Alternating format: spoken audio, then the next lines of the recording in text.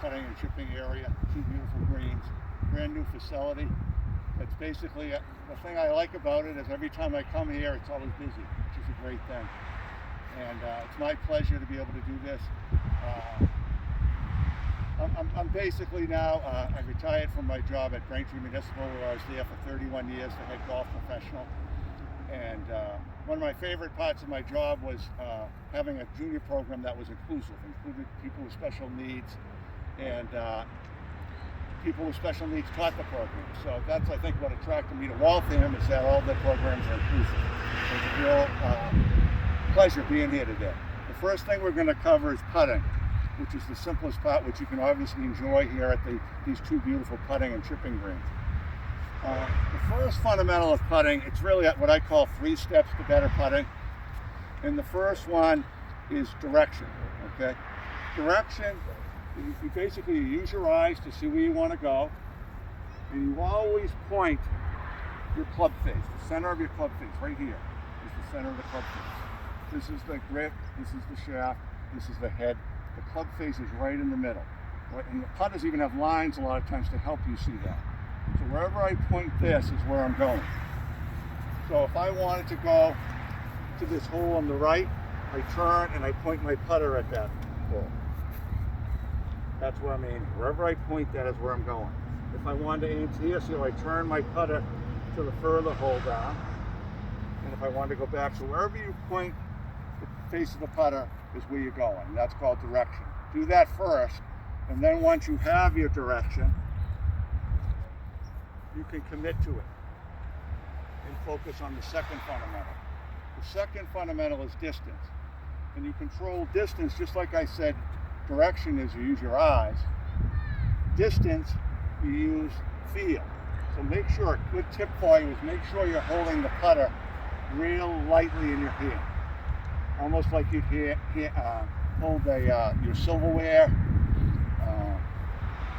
let's see, a steering wheel or a joystick. Any of those, you hold it light. Because when you're holding it light, the putter can swing itself. If I'm holding it tight, see the difference? Everything's forced and the putter doesn't really swing. Your body tends to move. So really light grip pressure so you can feel the weight in the bottom. And then how I control distance is I swing the putter. I don't swing it hard or soft. I increase the amount of swing to the putter to make it go different distances. So my first stroke will be a short one. It's inside my feet. My second one is to the feet. And my third is outside the feet. So I control distance by the amount I swing the putter. Just as if I was throwing a ball, I wouldn't go like this. I'd go a little motion, a little more motion, and a little more motion. Very similar in putting. So I'm going to do a little drill for you that you can practice yourself. I'm not a real big drill guy, but this is a real simple one you can do. And I'm gonna do those 3 different strokes to make the ball go 3 different distances, okay? So the first one's going to be my short stroke. Always aim first. Where am I going? Point the face of the club to the target. So this just swings very little. The ball goes a short distance. The next one, I'm going to swing the putter a little more. I'm not going to hit it harder. I'm just going to swing the putter more. So watch how the putter swings a little more. The ball goes a little further. And the last one, I'm going to swing outside my feet. So it's going to go even further. Again, the same speed. Outside the feet. And see how it goes much further. And that's actually what I want. Look how they're 3 different distances. And then what you can do, once you have the ball those 3 different distances, you can say, all right, I want to go to that second hole. So watch how I change my aim. Right now I'm aimed at, I'm going towards the orange ball. Right now I'm aimed at the yellow ball. But watch how I change. I turn my putter to the target, the orange ball. And now I'm trying to find my middle length stroke. Here's my little middle length stroke. And I'm very close to the ball. Let's go one for the yellow ball. So same thing. Point the putter where you want to go. And this is even going to be a little less slow. Okay, the key thing to recognize is where the putter is on the finish.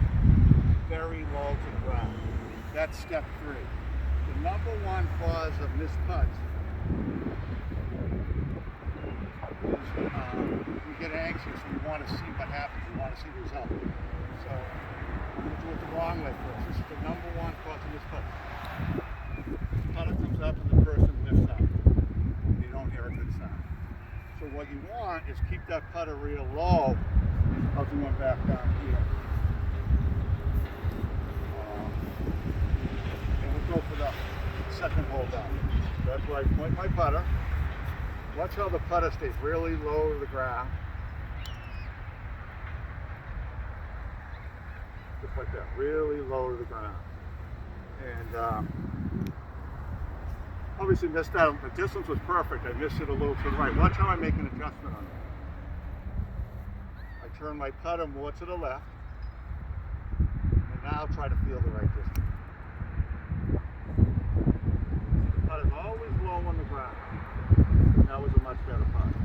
So that's a good way you can have a little contest with yourself too. You use 2 balls and go for the same hole and try to always get the second ball closer. You can have a little contest. So again, that's the number one cause is this. When you watch golf on TV, you always see the putter stay nice and low. The player slowly rotates their eyes and watches it that way. They don't puff up. I would say 7 out of 10 golfers puff up. You want to see it. But that's a great thing you can learn from watching golf on TV, whether it's the LPGA or PGA Tour. Imitate what the good players do. And I hope that helps you with your putting. And come down and use this beautiful facility whenever you get a chance. Thank you.